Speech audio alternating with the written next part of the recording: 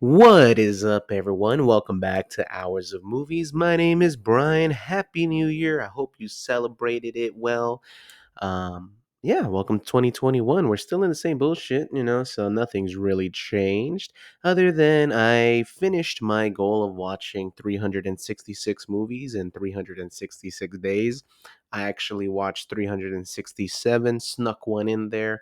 The last one was We Can Be Heroes, directed by the great and talented Robert Rodriguez. Been a good month for him. He did We Can Be Heroes, and apparently it was viewed by millions of family members since, there's a lot of them staying home during the holidays. But he also did well with the Mandalorian episode he directed. I haven't got into that episode yet. There's really no rush for me to watch it. I think it's all right personally.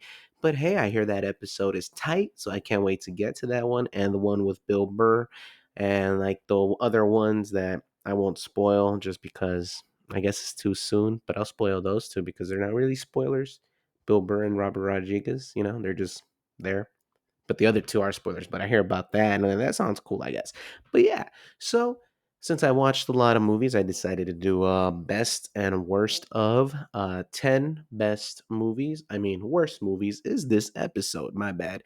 It's always good to start with the worst, but also I intentionally try to watch really good movies. I don't like watching bad movies because who does? Really? I mean, I know some people do it for fun, but I honestly can never get the point of that. If someone tells me it's a really bad movie, you should watch it. I usually go, no, I just don't care to waste an hour and a half to 3 hours to watch this shitty film just to sort of get a perspective of it. Yeah, I mean, yeah, right, shit. But yeah, and these are 10. I originally had 17, but I shrunk it down to 10 because sounds, cleaner, nicer. And yeah, the other seven I might talk about later because they weren't the worst of the worst. These 10 were pretty bad. They were pretty shitty. And I mean, some of them had some moments where they could have been good or they had a specific thing about them that made them at least a point 0.5 out of 5 instead of a 0 out of 5. So yeah, this is the 10 worst movies I watched this year. We're gonna start it. Well, this is in no particular order, by the way. This isn't from worst to the worst. This is just the order I saw it in. From January to December, this was the order they came out. So I saw this back in February. Midway came out in 2019. It is directed by Roland Emmerich and written by Wes Took. It is the story of the Battle of Midway told by the leaders and the sailors who fought it. And if there's one thing a movie needs to have for me to really get into it, just because I have a hard time paying attention sometimes, if it doesn't reel me in, like I'll start thinking about other stuff or my mind just starts to wander. I don't know why, it just does. So pacing is important. It really is. If a movie has terrible pacing, I can just check out immediately or after like 10 minutes or whatever because it just does. And if it's really bad, I sometimes fall asleep. There's rare moments where I fall asleep while watching a movie. I fell asleep watching Dumbo last year when it came out. That was pretty bad. That was the worst movie I saw last year, Dumbo. I fell asleep watching Rampage with The Rock, which is fucking sad because it's about monsters just causing a ruckus, destroying stuff. So I fell asleep to Midway. It looks beautiful. The movie looks nice. It has some good CGI, and there's obviously some good actors in it, like Woody Harrelson, Patrick Wilson, Darren Criss. Uh, the writing was okay, not too great, but the actors make it better. But damn, man, it is such a bore. I love history, but this was like having that substitute teacher come in for your history class and they just fuck it up for you. Like you're really into what you're learning this fucking week, but then this sub comes in and he just ruins it for you, just talks in a monotone voice or just has you read the book, doesn't get into it at all. That's what it felt like, that a boring substitute teacher took over the class and made it boring when you absolutely love history.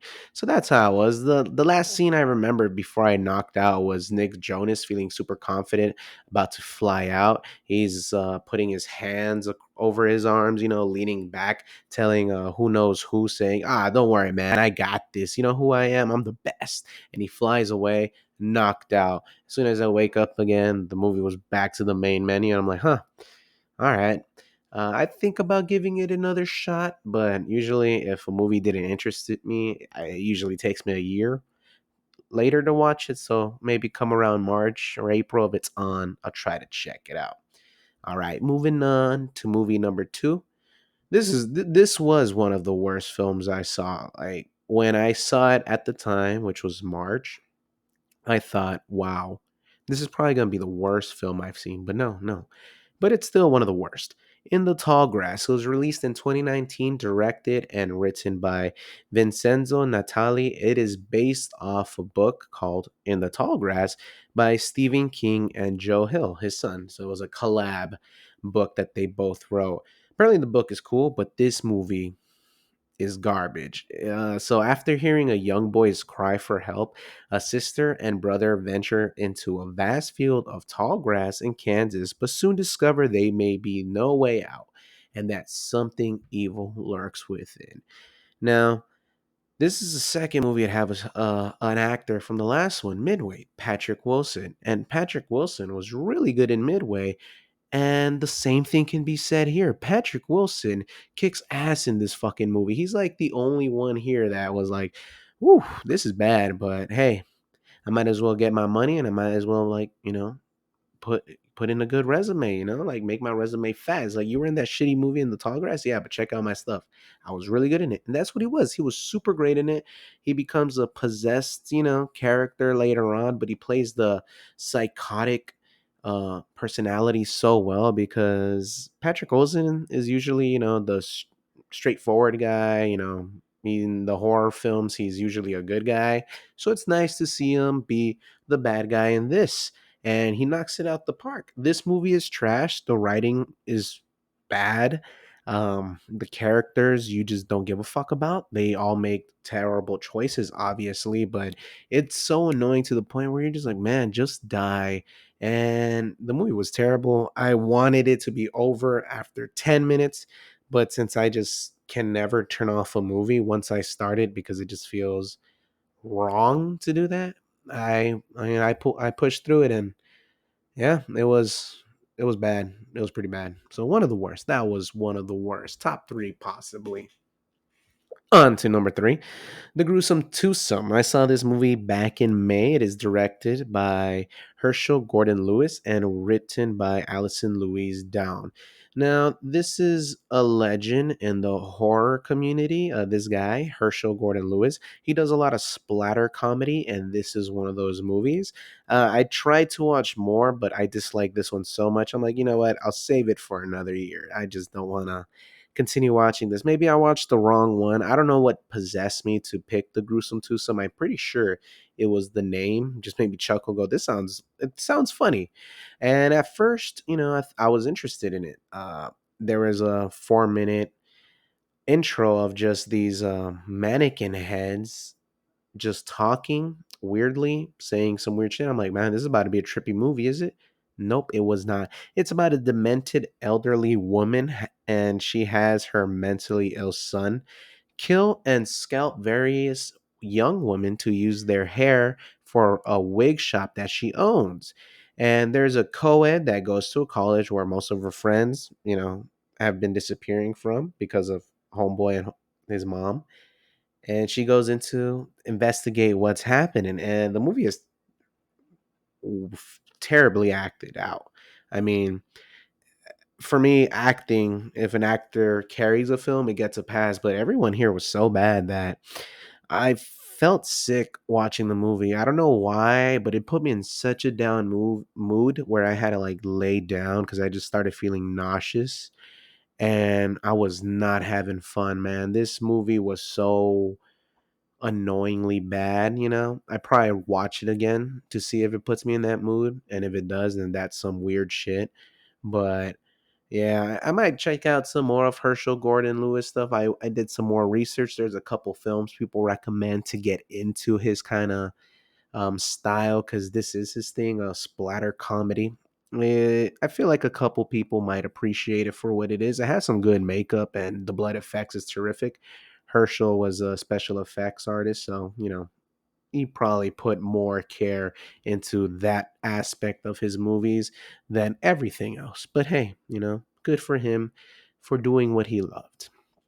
Now, this movie was fucking trash. This is the worst movie I saw this year, and my girlfriend can back it because we both watched it. She chose to watch this movie. I was gonna avoid it just from the description alone, but I let her choose a film and she chose this one. And even she was like, dude, this is a very bad movie. Like when only like 20, 30 minutes into it.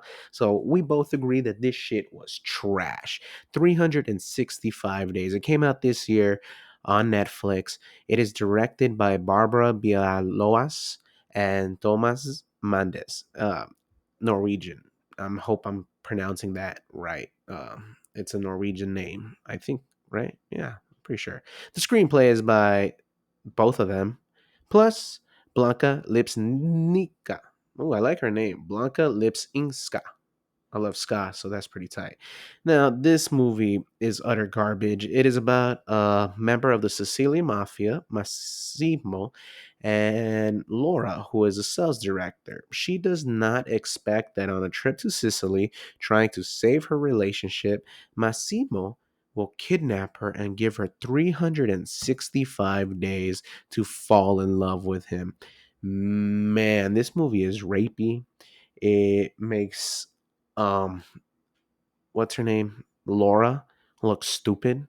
Like, geez, her character went from being someone who was probably gonna break free and become independent, and instead she becomes brainwashed by this dude who has um a flight attendant give him head like in the middle of just like after he just talked to someone about business. He also like sleeps with a girl in front of Laura to get her jealous because obviously she doesn't want to be with Massimo. But then later Laura falls in love with him. And then also the way this dude says baby girl, fuck, dude, after like the seventh time, I just started gagging, man. Just him saying it over and over and over and over again was just terrifying. This was a horror movie, not an erotic thriller. This is a goddamn terrible film. I say avoid it. Fuck this movie. Like it's stuck so much that every now and then I just hear him say baby girl just randomly. I'm going on about my day and I hear baby girl and I get the shudders, man. Fucking bad movie. Worst movie I saw this year or last year.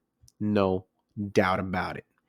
Now moving on to number 5, Assassination Nation, released in 2018. I saw this back in June. It is directed and written by Sam Levinson.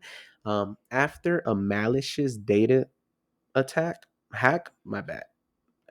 So after a data hack exposes the secrets of a small town in America called Salem. I'm pretty sure Salem, Massachusetts, but hey, there's a lot of Salems apparently. Like, I didn't know there was 3 Salems in the East Coast alone. Like, what the fuck, man?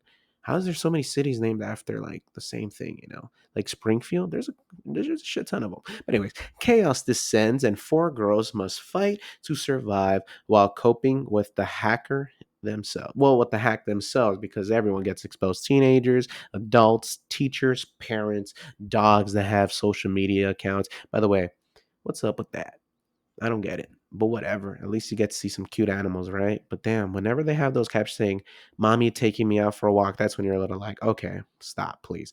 Anyways, the cover had me interested. It had 4 friends dressed in red with some big guns, and it was written and directed by Sam Levinson, who is also the creator of Euphoria. Now, I don't know if I really like Euphoria or if Zendaya carries it so well that I'm just interested in the show. But if you haven't seen Euphoria, check it out. But not Assassination Nation. Or if you like Euphoria, you actually might like Assassination Nation because they sort of have the same vibe and look and the edginess. That's what it is. This whole movie was boring and edgy, and even the action was whack and terribly choreographed.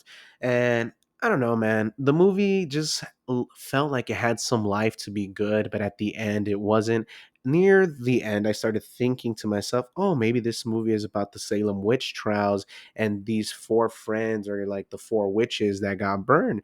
But no, it wasn't really just that. It ended up being like one of the characters' brothers that hacked everyone. And then when they asked him why he did it, he said he did it for the lulz.